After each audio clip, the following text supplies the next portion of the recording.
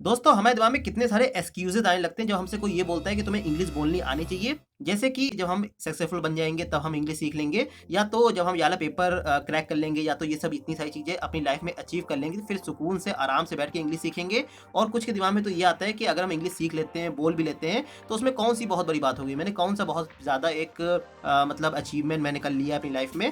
और कुछ लोग यहाँ पे हेजिटेट कर जाते हैं, अंदर कॉन्फिडेंट रहते हैं जब वो लोग इंग्लिश बोलते हैं। टू बी वेरी ऑनेस्ट, ये सब के सब एक्सक्यूजेज ही हैं। हाँ, बस ये लास्ट वाला जो हेजिटेट वाला था, इसको छोड़ करके तो बाकी इसका मैं सोल्यूशन भी दूंगा, डोंट वरी फॉर दैट। मेरे हिसाब से आपको इंग्लिश बोलनी आनी चाहिए, क्योंकि आपको नहीं पता, इनफैक्ट हम में से किसी को भी नहीं पता कि हमारी लाइफ हमको कहाँ तक की ले जाएगी इन फ्यूचर। हो सकता है कि हमें कुछ उन लोगों से डील करनी पड़ जाए जिनको सिर्फ इंग्लिश आती हो। तो ये बिल्कुल भी फर्क नहीं पड़ता कि आप लोग टेक फील्ड से हैं, नॉन टेक फील्ड से हैं, या तो आप लोग एक हाउस वाइफ है, कुछ भी हैं, तो फिर आपको इंग्लिश बोलनी आनी चाहिए। बेसिकली अगर मैं आपसे फैक्ट बताऊं, कुछ ऐसी जॉब्स होती हैं, जैसे कि अगर मैं एग्जांपल लूं बीपीओ जॉब, जो कि कॉल सेंटर की जॉब होती है, अगर आपको उसमें इंग्लिश आती है तो फिर आपको ज्यादा वैल्यू दी जाएगी, आपको ज्यादा सैलरी दी जाएगी, आपको ज्यादा पे आउट दिया जाएगा कंपेयर टू दोज पीपल जिनको सिर्फ रीजनल लैंग्वेज आती है, जैसे कि हिंदी हो गई, गुजराती हो गई। तो फिर जो इंग्लिश अगर आपको आती है तो फिर ये आपके लिए एक प्लस पॉइंट है। और कुछ लोग यहाँ पे इंग्लिश काफी अच्छे से बोल लेते हैं, काफी फ्लुएंटली बोल लेते हैं, लेकिन वो ग्रामर में मिस्टेक कर देते हैं। और कुछ लोग की ग्रामर काफी स्ट्रांग होती है, लेकिन वो लोग इतने स्मूथली बोल नहीं पाते। पर हमको इन दोनों में से कुछ भी नहीं बनना है, तो फिर हमको क्या चाहिए, हमको फ्लुएंसी तो चाहिए बोलते समय, लेकिन सही ग्रामर भी हमको बोलनी आनी चाहिए।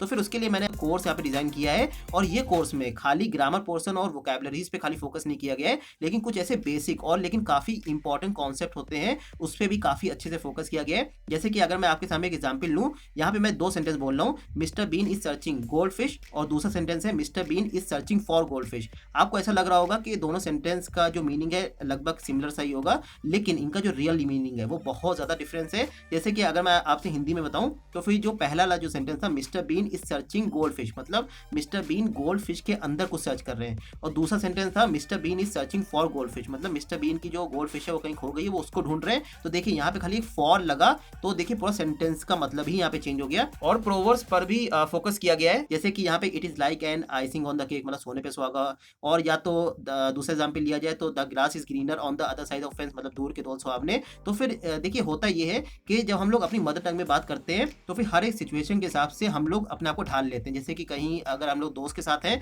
तो फिर हम लोग फनी वे में बात करते हैं, लेकिन अगर हम लोग कोई एक ऐसी लैंग्वेज में बात करते हैं जो कि हम लोग की मदर टंग ना हो, तो फिर उस समय होता क्या है कि जैसी भी सिचुएशन हो, हम लोग अपने दोस्त के साथ हो या जिसके भी साथ हो, तो हम लोग एकदम सीरियस होकर के ही बात करते हैं। अपना जो फेशियल एक्सप्रेशन होते हैं, हैंड मूवमेंट होते हैं, वो बिल्कुल भी नहीं करते हैं। लेकिन अगर हम लोग को प्रोवर्ब्स आती हो, या तो कुछ जो छोटे छोटे जो इंपॉर्टेंट कॉन्सेप्ट होते हैं अगर हम लोग के क्लियर हो, तो डेफिनेटली हम लोग यहाँ पे हर सिचुएशन में अपना को ढाल पाएंगे। और मैं इस वाले कोर्स के लिए काफी ज्यादा मिनिमम अमाउंट यहाँ पे चार्ज कर रहा हूँ। और इस वाले कोर्स में हर सेक्शन आपको कंप्लीट करने के बाद आपको एक असाइनमेंट मिलेगा, ताकि आप लोग अपना जो प्रोग्रेस है वो आप लोग यहाँ पे चेक कर पाए। और मैंने इसको आंसर भी दे रखे हुए हैं। हाँ, लेकिन आपको बिल्कुल भी ऑनेस्ट रहना है अपने साथ। एक बार ये असाइनमेंट खुद से कंप्लीट करने के बाद ही आपको आंसर यहाँ पे चेक करने हैं। अगर आप लोग याला कोर्स एक बार बाय करेंगे तो फिर ये लाइफ टाइम वैलिड रहेगा, कोई इसकी एक्सपायरी डेट नहीं है। और अगर आप लोग इस वाले कोर्स को आज बाय करते हैं और 5-6 साल बाद देखते हैं, जो कि बिल्कुल भी रिकमेंडेड नहीं रहेगा, क्योंकि जैसे ही बाय कीजिए आप लोग जल्दी कोर्स कंप्लीट कीजिएगा, तो आप लोग यहाँ पे स्टिल यहाँ पे उस वाले कोर्स को वॉच कर पाएंगे। क्योंकि यहाँ पे इंग्लिश एक लैंग्वेज है, ये कभी चेंज नहीं होती, ये हमेशा के लिए ही एक ही रहेगी।